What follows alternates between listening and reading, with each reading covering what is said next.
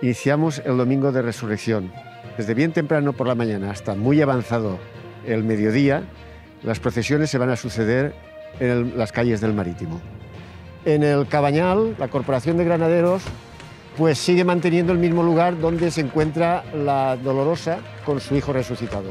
Se encuentran las imágenes, se acercan en 3 ocasiones y el momento más emotivo es cuando a la Virgen Dolorosa se le quita el velo.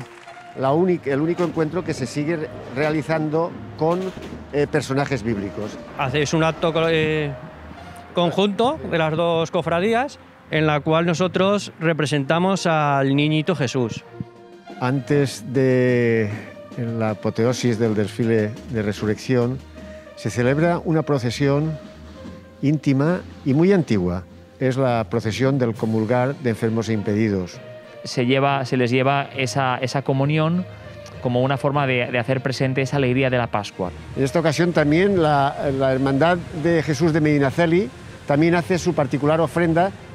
Es ver cómo la gente lo vive. Yo es que siempre el reflejo de ver la gente cómo lo vive, que se llena, la dársena se llena.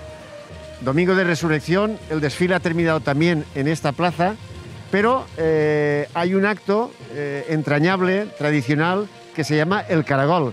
Y alrededor de ese estandarte formamos un caracol, todos en línea de uno, incluida la banda que sigue tocando detrás de nosotros,